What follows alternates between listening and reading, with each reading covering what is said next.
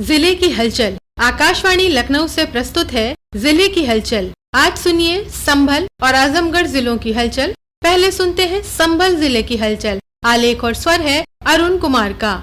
संभल जिले के भैजोई में स्थित बस स्टैंड परिसर में नीति आयोग भारत सरकार के द्वारा संचालित आकांक्षी ब्लॉक कार्यक्रम के अंतर्गत जिलाधिकारी डॉक्टर राजेंद्र पेशिया की अध्यक्षता में संपूर्णता अभियान सम्मान समारोह एवं आकांक्षा हाट का कार्यक्रम का आयोजन किया गया। कार्यक्रम का शुभारंभ मुख्य अतिथि प्रभारी मंत्री संभल एवं राज्य मंत्री स्वतंत्र प्रभार होमगार्ड्स एवं नागरिक सुरक्षा उत्तर प्रदेश धर्मवीर प्रजापति के द्वारा किया गया। मुख्य अतिथि द्वारा आकांक्षा हाट एवं स्थानीय उत्पादों को बढ़ावा देने के लिए हस्ताक्षर एवं हुनर की छाप के अंतर्गत हाथ की छाप लगाई तथा विभिन्न विभागों के अंतर्गत स्थानीय उत्पादों को बढ़ावा देने के लिए लगाई गई स्टॉलों का अवलोकन किया।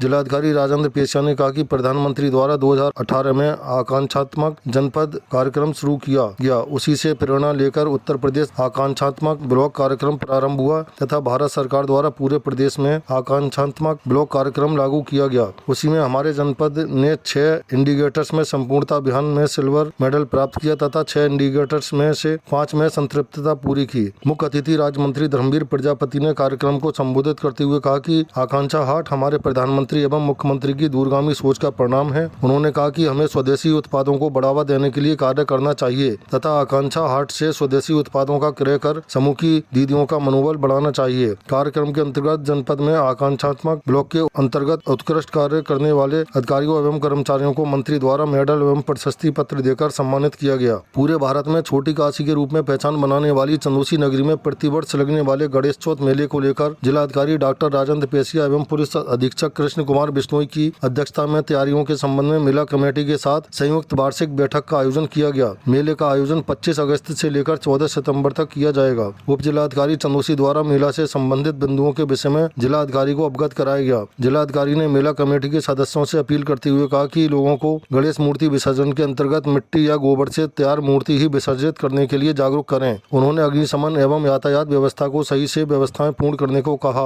आगामी 27 अगस्त को होने वाली गणेश रथ यात्रा के दिवस पार्किंग की उचित व्यवस्था को लेकर भी निर्देशित किया। जिलाधिकारी ने स्वास्थ्य विभाग, विद्युत विभाग एवं अन्य विभाग के अधिकारियों को दिशा निर्देश दिए। उन्होंने पूरे मेला ग्राउंड में CCTV कैमरे लगाने के लिए भी कहा। पुलिस अधीक्षक कृष्ण कुमार बिश्नोई ने मेला कमेटी को दुकानों एवं मेला स्थल का लेआउट उपलब्ध कराने के लिए कहा तथा मेला स्थल के बाहर कोई दुकान न लगे इसको लेकर भी संबंधित को दिशा निर्देश दिए। यातायात बाधित न हो ये भी सुनिश्चित किया जाए। जनपद संभल के भैजोई में 155.01 करोड़ रुपए की धनराशि से जिलाधिकारी कार्यालय संभल एवं एकीकृत आवासीय भवन का शिलान्यास के साथ 503.85 करोड़ रुपए की 220 अन्य विकास परियोजनाओं का लोकार्पण शिलान्यास उत्तर प्रदेश के मुख्यमंत्री द्वारा किया गया। कार्यक्रम स्थल पर एक जनसभा का आयोजन किया गया। मुख्यमंत्री द्वारा submission on agriculture mechanization custom hiring केंद्र के अंतर्गत नंदपुर बीटा के निवासी सहदेव सिंह को ट्रैक्टर की चाबी दी गई। मुख्यमंत्री आवास योजना ग्रामीण के अंतर्गत राखी को आवास की चाबी सौंपी गई एवं मुख्यमंत्री युवा उद्यमी योजना के अंतर्गत सृष्टि जैन को 4,74,000 रुपए का चेक प्रदान किया गया तथा राष्ट्रीय ग्रामीण आजीविका मिशन के अंतर्गत सुश्री अनुपमा सिंह को 15 करोड़ रुपए का चेक दिया गया। जनसभा को संबोधित करते हुए मुख्यमंत्री आदित्यनाथ योगी ने परियोजनाओं के लिए जनपद वासियों को बधाई दी। उन्होंने कहा कि 280 करोड़ रुपए पुलिस लाइन के लिए स्वीकृत किए गए थे। पुलिस लाइन का निर्माण कार्य चल रहा है। जिस प्रकार पुलिस लाइन का कार्य बेहतरीन तरीके से आगे बढ़ रहा है उसी प्रकार से लगभग 80 एकड़ क्षेत्रफल में जिला मुख्यालय के निर्माण के लिए इंटीग्रेटेड ऑफिस कॉम्प्लेक्स दिया जा रहा है। जिले से जुड़े सभी कार्यालय एक ही छत के नीचे रहेंगे तथा जनता को सभी प्रकार की सुविधा यहाँ प्राप्त होंगी। जनपद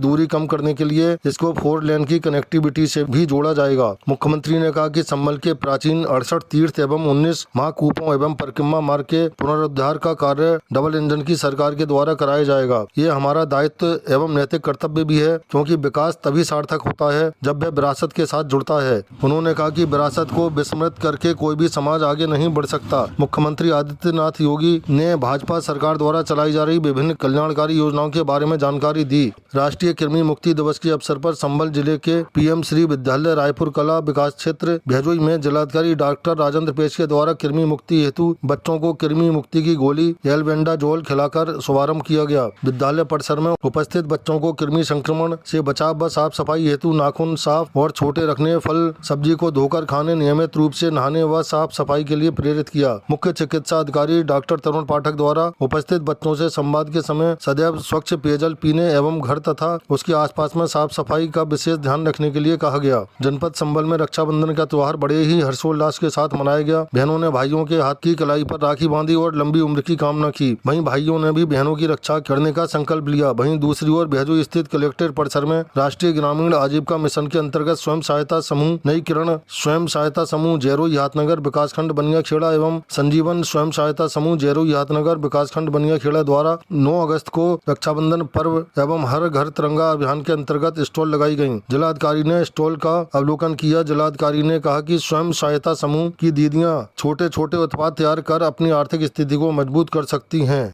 संभल जिले की हलचल के बाद आइए सुनते हैं आजमगढ़ जिले की हलचल। आलेख और स्वर है नरेंद्र प्रताप का।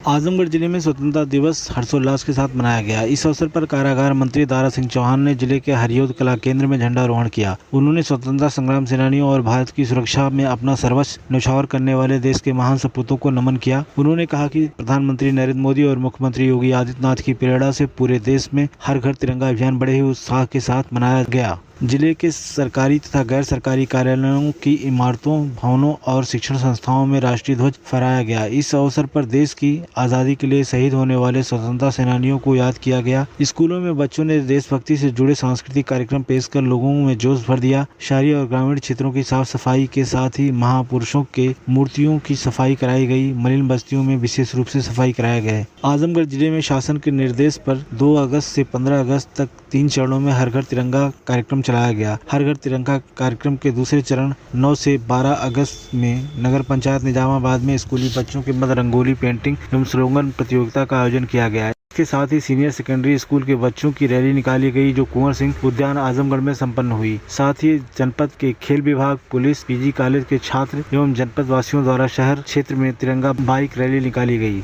जिलाधिकारी रविंद्र कुमार ने बताया कि आज़ादी के अमृत महोत्सव के तहत 2022 में हर घर तिरंगा अभियान शुरू किया गया था। इस अभियान का उद्देश्य नागरिकों को अपने घरों पर राष्ट्रीय ध्वज फहराने और तिरंगे के साथ व्यक्तिगत और भावनात्मक संबंध बनाने के लिए प्रोत्साहित करना है। अभियान के अंतर्गत तिरंगे के साथ सेल्फी, प्रभात फेरी, तिरंगा रैली, तिरंगा प्रदर्शनियां और अन्य गतिविधियां आयोजित की गई। केंद्र पोषित प्रधानमंत्री किसान सम्मान निधि योजना के अंतर्गत जनपद के किसानों को पीएम किसान निधि की 20वीं किस्त प्राप्त हुई। जिलाधिकारी रविंद्र कुमार ने कहा कि प्रधानमंत्री द्वारा वाराणसी से देश भर के लगभग 9 करोड़ 60 लाख किसानों के बैंक खातों में किसान सम्मान निधि की 20वीं किस्त जारी की गई। प्रदेश के 2.5 करोड़ एवं जिले के 6,86,569 किसान शामिल हैं। इस अवसर पर जिले में आत्मा योजना के अंतर्गत जनपद स्तरीय किसान मेला एवं मिलेट्स पुनरुद्धार योजना के अंतर्गत जनपद स्तरीय मेला एवं खरीफ गोष्ठी का आयोजन किया गया। जनपद के सभी विकास खंड मुख्यालयों तथा ग्राम सभा मुख्यालयों तथा साधन सहकारी समितियों पर भी किसानों ने बड़ी संख्या में प्रधानमंत्री के कार्यक्रम को देखा और सुना। कार्यक्रम में कृषि एवं संवर्गीय विभागों के लगभग 2000 किसानों और उद्यमियों ने प्रतिभाग किया। उप कृषि निदेशक ने बताया कि कार्यक्रम में विभिन्न विभागों द्वारा स्टाल लगाकर किसानों और प्रतिभागियों को सरकार द्वारा जनहित में चलाई जा रही योजनाओं की जानकारी दी गई। आजमगढ़ जिले में देवारा क्षेत्र बाढ़ प्रभावित है। जिले के सगड़ी तहसील क्षेत्र में घाघरा नदी का जलस्तर बढ़ने से कई गांवों में बाढ़ का पानी भर गया है। आजमगढ़ के जिलाधिकारी ने बाढ़ प्रभावित क्षेत्र का दौरा कर अधिकारियों को बाढ़ से अलर्ट रहने का निर्देश दिया। जिलाधिकारी ने चक्की हाजीपुर के ग्रामीणों से बात कर बाढ़ से बचाव के संबंध में की गई तैयारियों की स्थिति का जायजा लिया। उन्होंने कहा कि बाढ़ से निपटने के लिए जिला प्रशासन पूरी तरह से तैयारियों में लगा हुआ है। 78 गांव पॉपुलेटेड है और बाकी आबादी वहाँ नहीं बस। 78 गांव में ये पहला गांव है जहां हम लोग चक्की हाजीपुर, एक और गांव है जहां 72.2 लीटर पानी आएगा। अन्य 8 गांव में भी व्यवस्था पूर्व में जो भी होनी चाहिए।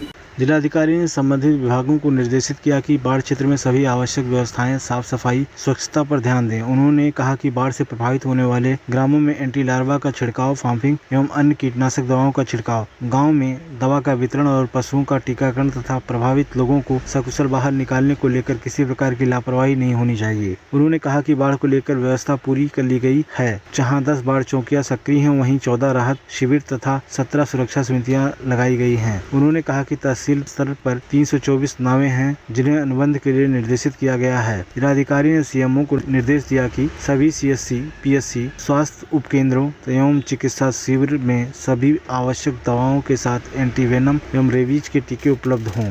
ये था आकाशवाणी लखनऊ के क्षेत्रीय समाचार एकांश द्वारा प्रस्तुत जिले की हलचल का आज का अंक।